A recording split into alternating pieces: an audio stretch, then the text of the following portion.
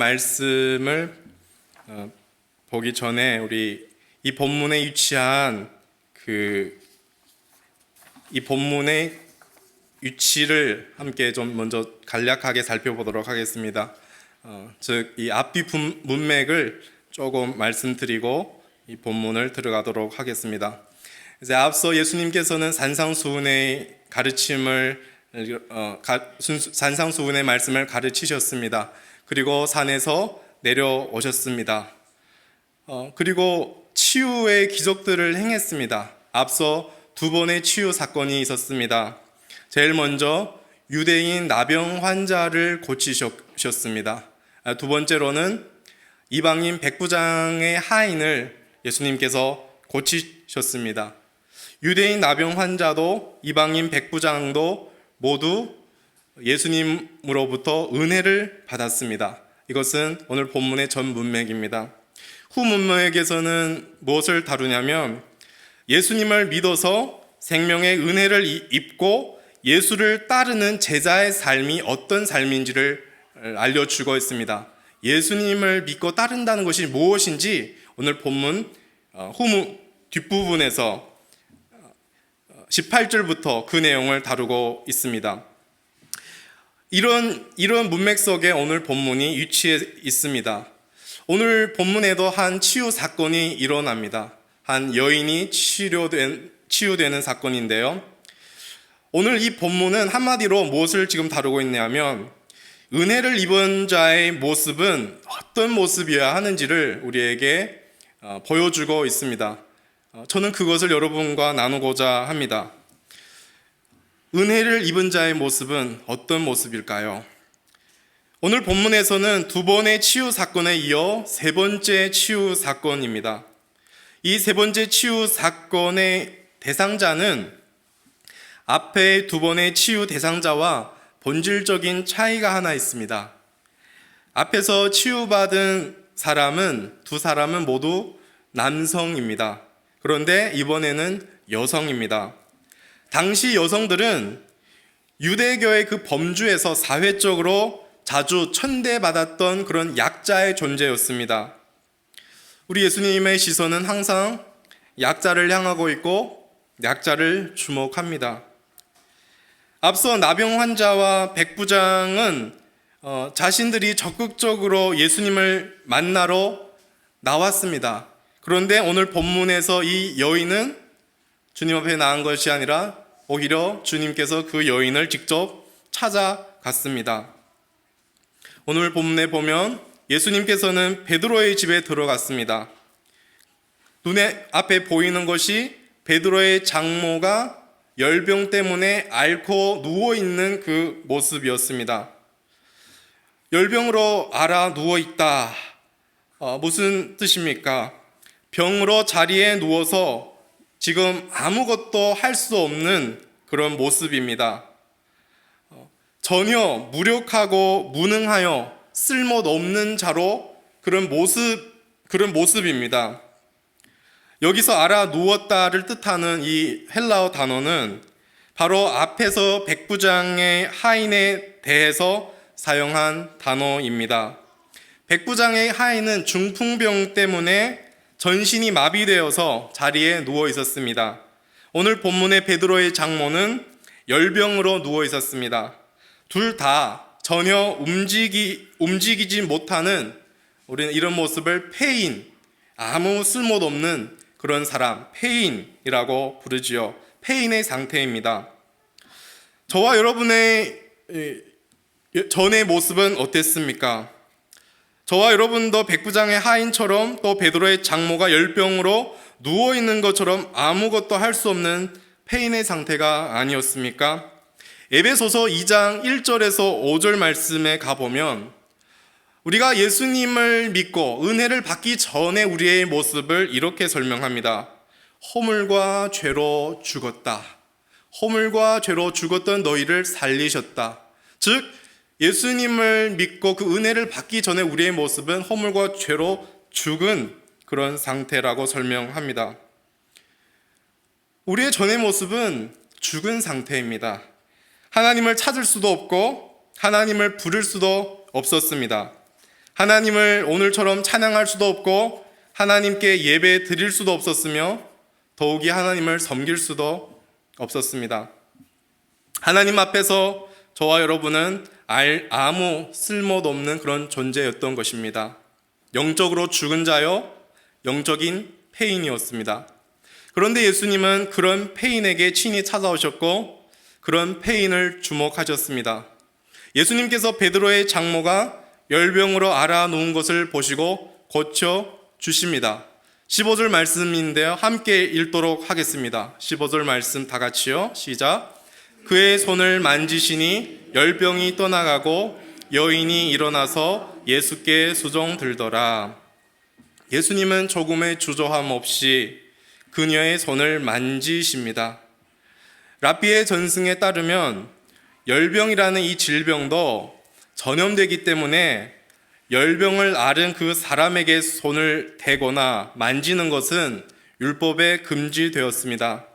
그런데 예수님은 여전히 그런 것을 아랑곳하지 않고 손을 만지십니다. 예수님은 분명 말씀만으로도 열병을 고칠 수 있었습니다만 앞서 나병 환자에게 손을 대셨던 것처럼 이 여인의 손을 만지십니다. 이 여인을 향한 우리 주님의 사랑과 긍휼이지요. 예수님의 손이 닿은 곳에 치유가 일어납니다. 베드로의 장모의 열병이 떠납니다. 누워서 아무것도 할 수 없었던 사람이 일어나서 예수님을 섬깁니다. 무력하고 무능하여 쓸모도 없었던 자가 이제 주님을 섬기고 있습니다. 예수님의 손이 닿는 그녀의 손은 무력의 손에서 섬김의 손으로 변했습니다. 예수님이 개입하심으로 그녀의 인생은 완전 변화됐습니다. 이 여인은 온전히 회복을 얻었습니다. 예수님이 개입한 인생에는 치유가 있고 회복이 있습니다. 예수님이 만지는 영혼은 살아납니다. 예수님은 허물과 죄로 죽었던 저와 여러분의 인생에 찾아오셨습니다. 예수님은 죄로 고통당하는 저와 여러분의 인생을 향해 손을 내미시고 우리의 인생을 붙잡으셨습니다.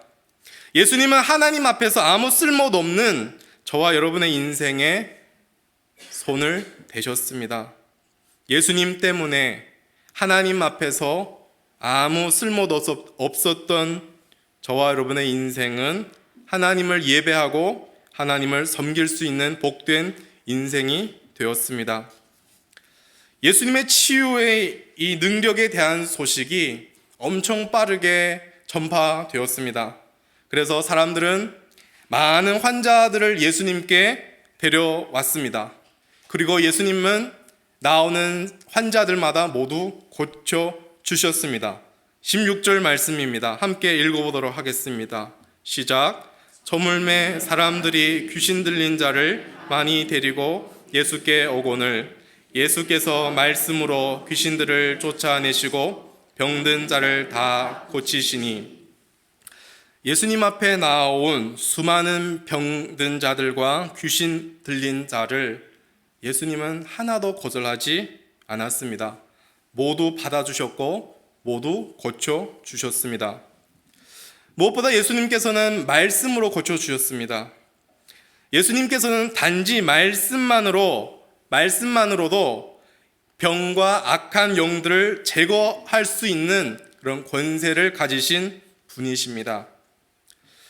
그리고 오늘 이 본문 우리가 읽은 16절을 보면 이렇게 기록되어 있지요. 예수님께서 다 고치시니, 즉 예수님 앞에 나온 모든 사람을 다 고치셨고 그들의 모든 질병을 다 고치셨습니다.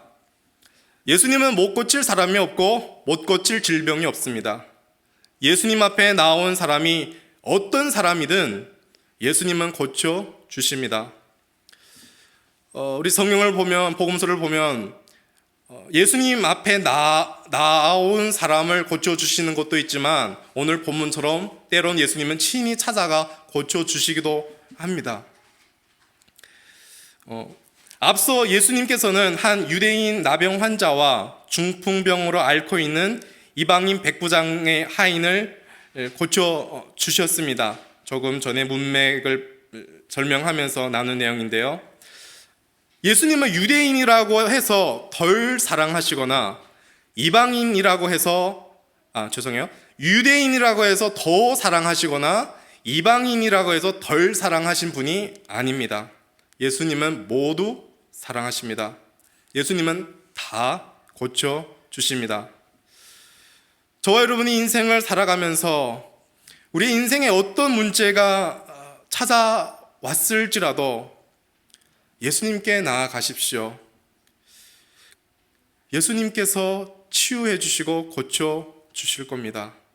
그리고 여러분의 주위에 육적으로, 더 나아가 무엇보다 영적으로 고통 가운데 있는 자들을 예수님 앞으로 데려오십시오. 오전 말씀에 들은 바와 같이 여러분의 간증을 통하여 그분에게 예수님을 소개해 주시고 그분이 예수님 앞에 서도록 해 주십시오. 그러면 예수님께서 친히 그들을 고쳐 주실 줄 믿습니다. 누워있던 베드로의 장모는 병이 떠나자 벌떡 일어나서 예수님을 섬깁니다. 이 세 번째 치유 사건에서 우리가 주목해야 하는 내용입니다.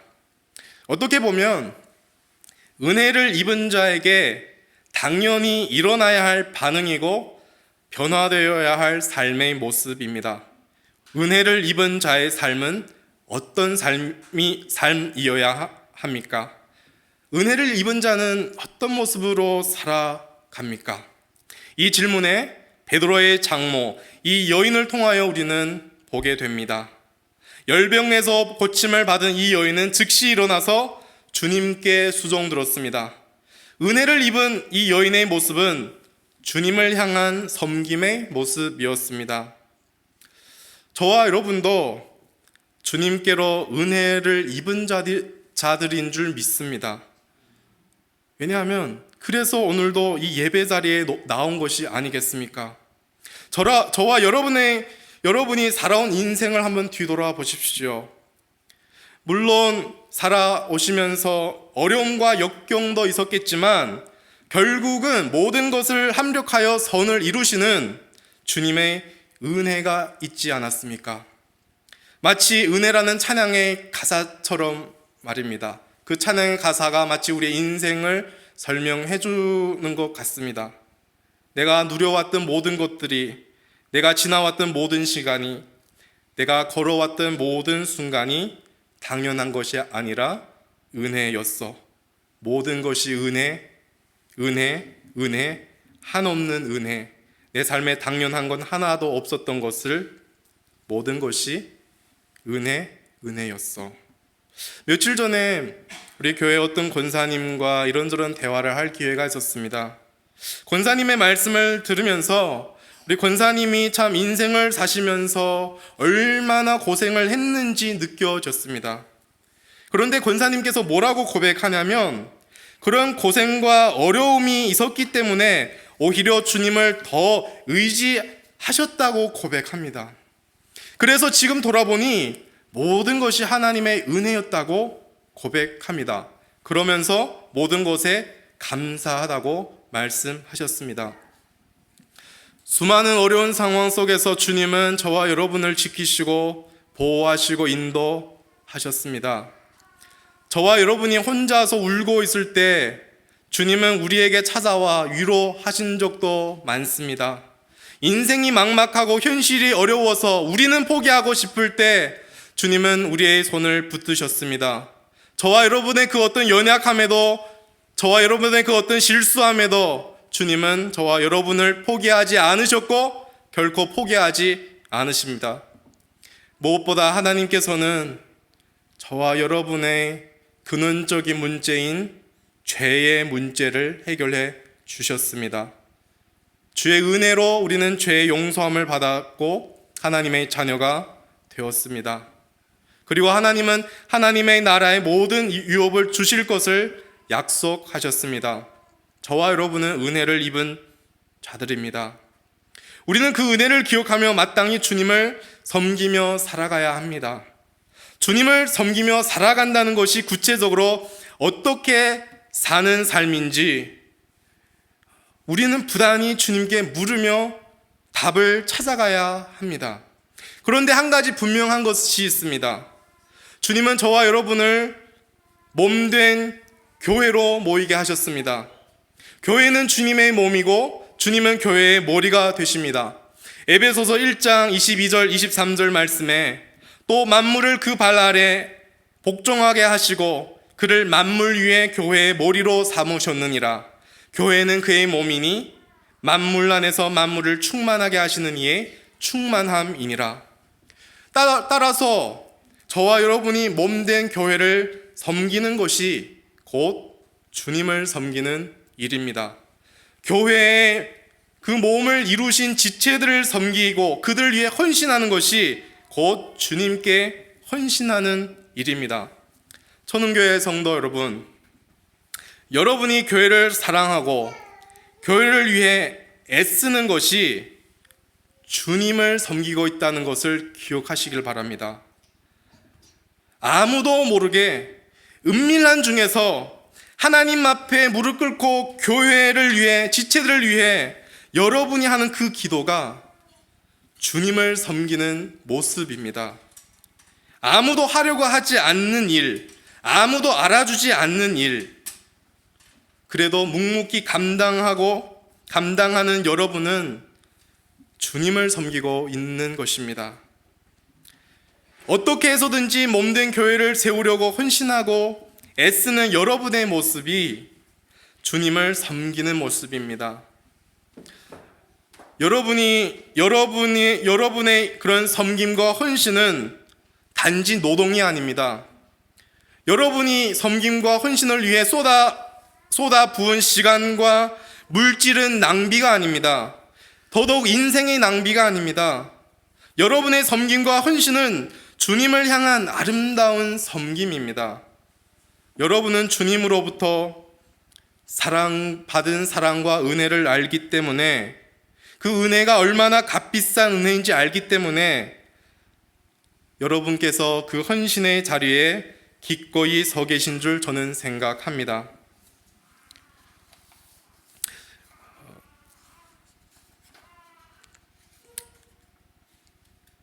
너무 건조해서 원고가 안 넘겨집니다. 웃어주셔서 감사합니다. 하나님께서 여러분의 섬김의 모습은 은혜를 받는 결과요, 은혜로 자연스럽게 흘러나오는 모습입니다. 우리가 은혜를 받으려고 섬기는 것이 아니라 이미 은혜를 받았기 때문에 섬기는 것입니다. 저는 이 본문을 생각하면서 이런 물음을 한번 물었습니다. 과연 누가 주님을 더 잘 섬기는 걸까요? 과연 누가 교회를 더 잘 섬기는 걸까요? 신앙생활을 오래 해서 더 잘 섬길 수도 있겠습니다만 다 그렇지는 않습니다. 직분을 가져서 더 잘 섬기는 것이 아닙니다. 많은 돈을 가지고 있어서, 사회적으로 어떤 높은 지위를 가지고 있어서, 많은 재능을 가졌기 때문에 잘 섬기는 것도 아닙니다. 비록 이 여인처럼 약하고 아무 쓸모도 없는 존재였어도 주님의 은혜를 입어서 은혜를 아는 사람은 주님을 기꺼이 섬깁니다. 은혜를 아는 자가 주님을 기꺼이 섬깁니다. 누가복음 7장 36절에서 47절에 보면은 시몬이라는 바리새파 사람과 한 죄인의 한 여자가 등장합니다. 시몬이 예수님을 집으로 저녁 식사에 초대를 했습니다. 그때 그 죄인인 한 여자가 향유가 가득한 옥합을 가지고 와서 머리카락으로 예수님의 발에 입 맞추고 향유를 부었습니다. 그러자 시몬이 그 모습을 보고 어떻게 예수님이 죄인을 그대로 두시고 그 죄인을 거절하지 않으신지 부적절하게 생각합니다. 그런 상황에서 예수님은 시몬에게 이렇게 말씀하셨습니다. 말씀을 찾아보면 참 좋겠는데 제가 여러분에게 읽어드리겠습니다. 44절부터 47절 우리말 성경으로 된 건데요. 이렇게 주님이 그 바리새인 시몬에게 이렇게 말했습니다. 이 여인이 보이느냐? 내가 네 집에 들어왔을 때 너는 내게 발 씻을 물도 주지 않았다. 그러나 이 여인은 자신의 눈물로 내 발을 적시고 자신의 머리카락으로 닦아 주었다. 너는 내게 입 맞추지 않았지만 이 여인은 내가 들어왔을 때부터 계속 내 발에 입 맞추고 있다. 너는 내 머리에 기름을 부어주지 않았지만 이 여인은 내 발에 향유를 부어 주었다. 그러므로 내가 내게 말한다. 이 여인은 많은 죄를 용서받았다. 그것은 이 여인이 나를 많이 사랑했기 때문이다. 그러나 적게 용서받은 사람은 적게 사랑한다. 이 여인이 다른 사람보다 더 많은 죄, 더 큰 죄를 지었다고 생각하는 것보다 많이 용서받았기 때문입니다. 이 여인은 자신이 하나님 앞에 섰을 때 자신이 얼마나 큰 죄인인지 알았습니다. 하나님 앞에 섰을 때 자신의 존재 자체가 용서받을 수 없는 죄인임을 알았습니다. 그럼에도 불구하고 그런 자격 없고 추한 자신을 하나님께서 용서하시고 받아주시는 그 놀라운 은혜를 이 여인은 알았습니다.